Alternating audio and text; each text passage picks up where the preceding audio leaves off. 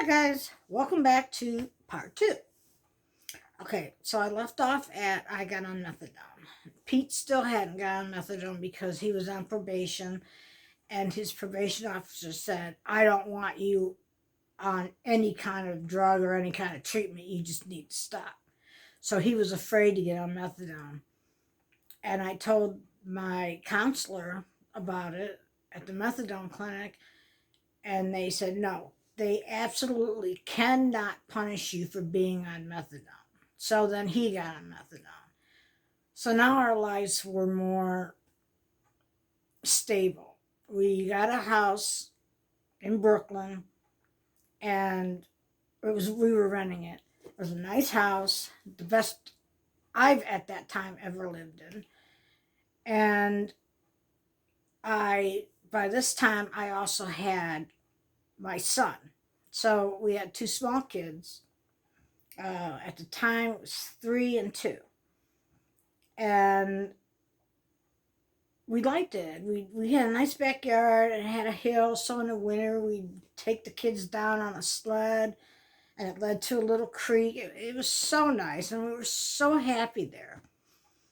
And we were doing well because the methadone was free. We didn't have to pay. So we had to go every morning. I think it closed at 10,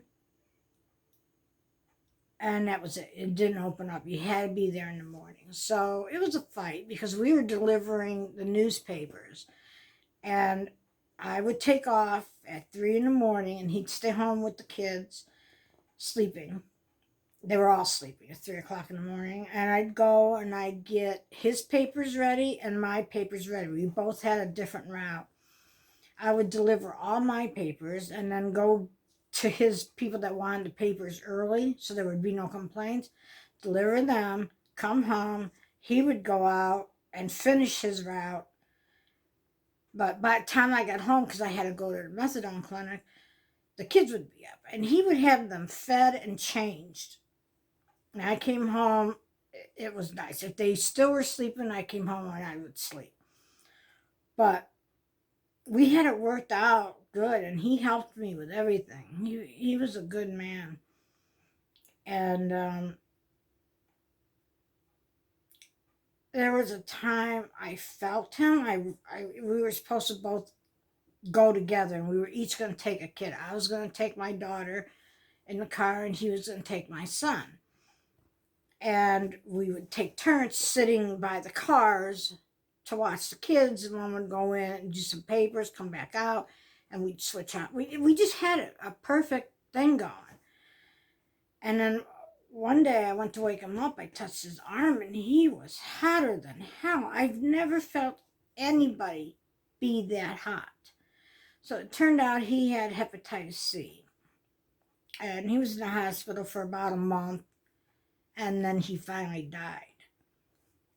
And I took to drinking a hell of a lot more. I was no longer drinking beer or wine. I went to vodka and I went nuts. And I fucked up my job at the newspaper. They let me go because I was, oversleeping, not getting the papers out to customers in time. Half the time I was so hungover I would just throw them by their sidewalk, and that was it. I had so many complaints. They finally said, hey, you got to follow the rules or you're gone. So that was it. I was gone. And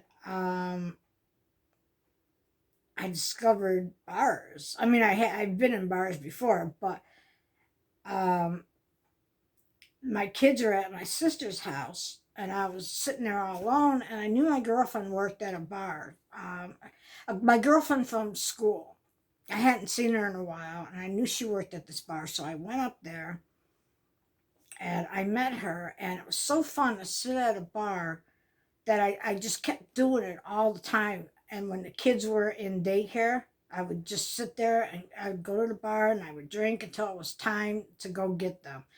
And I think back to that now. I would be drunk and I'm picking them up and driving them around. I'm ashamed of that. I really, really am. But when you're drinking, and when you're an alcoholic like I was, that bad, you don't think about that stuff. You just want to get your drink on. Speaking of alcoholics, I only drink a little bit here and there on Thursday. Wine cooler. So, yeah, and then it came to the point where I would I had a program where my kids went to the school. I can't think what's Montessori? Montes. I can't think of the name, but they went to the school and the school paid for, or the city, I don't know who did, paid for them to be picked up in a cab, taken to school, and come back in the cab. So that was okay for a while, but then I'd be at the bar and didn't want to go home to meet the cab. So I told the cab, I'm working here. Can you drop the kids off here? And he was like, yeah, sure, no problem. So I would sit there with them and I would get them something to eat. And of course, they had to sit back where the tables were. And I would sit at the bar. I wouldn't even sit with them. But I kept feeding them quarters so they could play games. And they were happy. But I had to sit at the bar. I mean, I didn't ignore them. They would come up to me. I would talk to them. We would do something. I'd even play with them. But I had to be at the bar. And some guy came up to me. He said, are you having fun? I said, yeah, kind of. And he said, well, your kids aren't. And I turned around and I looked, they're both sitting at the table like this. And I was like, oh, whatever. He said, yeah, you should take your kids out of the bar. And he was right. But I told him to mind his own business and shut the fuck up. And so I went to the kids. I said, what's wrong with you guys? We're out of quarters. And I turned around to the guy and I said, they're upset because they're out of quarters, you asshole. And I'm normally not like that, but when I'm drinking a lot and someone pisses me off, I talk back. And if I'm not drinking, I don't do that. But I did. And so I gave him some more quarters, and then I had like people staring at me, looking at me, and I felt very uncomfortable. So I decided, okay, I'm leaving. So I went home. But that was only that. Every single day I was in a bar with my kids. And looking back at that, I'm totally ashamed of it. I really, really am. Everything I did while I was drinking and drugging, I was ashamed of. Some of the things are funny. I don't know if I told you guys this in another post, but I don't know. But I'm going to repeat it. One time, this was after Pete died, and I went to Kentucky with his friend, who was also a heroin addict. And it was after he choked me and we came back. And we ended up getting back together in Ohio. And we would go in the store and get meat. Well, actually, he sent me in all the time. He would get meat and hide it. And we'd walk out. I would walk out, and he would meet me, and we'd walk out together. What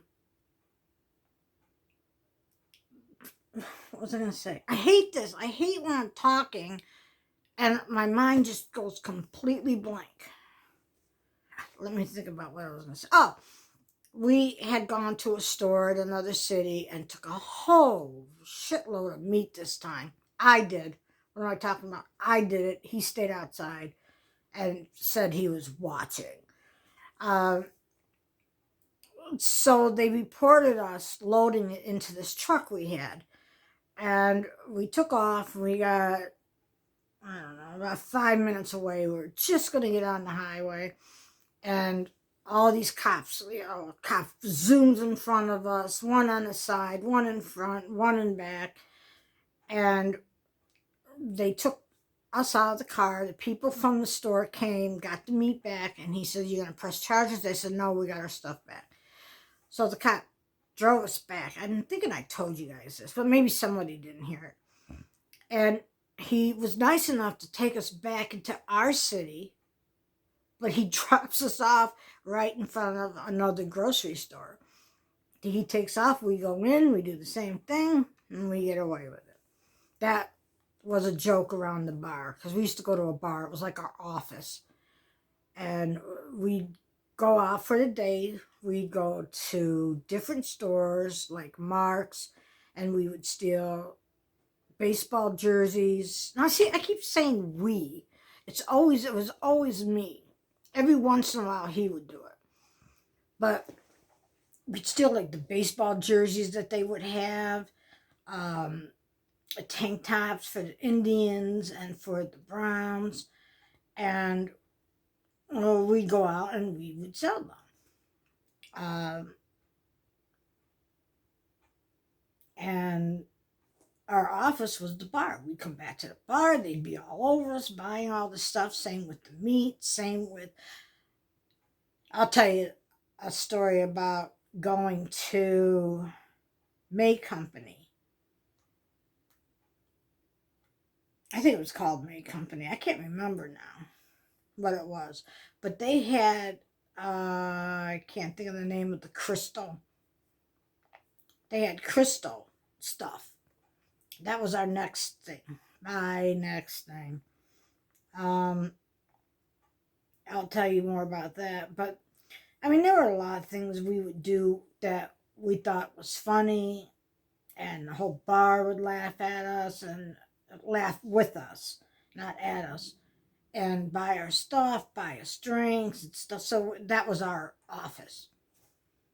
And at that time, we were staying with people or getting a hotel for the night, a motel, one of those cheap, roach infested motels.